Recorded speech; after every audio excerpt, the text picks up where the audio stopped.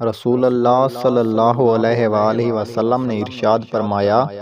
میرے نام پر نام رکھو، میری کنیت ابو القاسم کا نام نہ رکھو،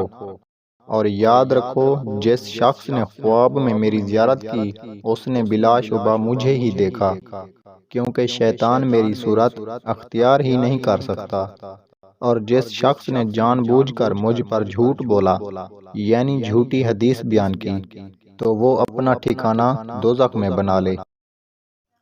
رسول اللہ صلی اللہ علیہ وآلہ وسلم نے ارشاد فرمایا، 3 لوگوں کی نماز ان کے کانوں کے اوپر بھی نہیں جاتی،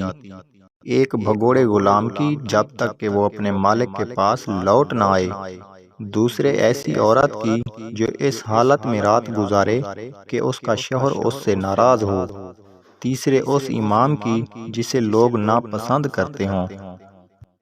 رسول اللہ صلی اللہ علیہ وآلہ وسلم نے ارشاد فرمایا، اللہ تعالیٰ فرماتا ہے، میں اپنے بندے کے میرے ساتھ گمان کے مطابق ہوتا ہوں، جب وہ مجھ کو یاد کرتا ہے تو اس کے ساتھ ہوتا ہوں، اگر وہ مجھے اپنے دل میں یاد کرتا ہے تو میں بھی اسے اپنے دل میں یاد کرتا ہوں، اور اگر وہ مجھے جماعت میں یاد کرتا ہے تو میں اسے اس سے بہتر جماعت میں یاد کرتا ہوں، یعنی فرشتوں میں یاد کرتا ہوں۔ اگر کوئی مجھ سے قریب ہونے کے لیے ایک بالشت آگے بڑھتا ہے تو اس سے قریب ہونے کے لیے میں ایک ہاتھ آگے بڑھتا ہوں، اور اگر کوئی میری طرف ایک ہاتھ آگے بڑھتا ہے تو میں اس کی طرف 2 ہاتھ بڑھتا ہوں،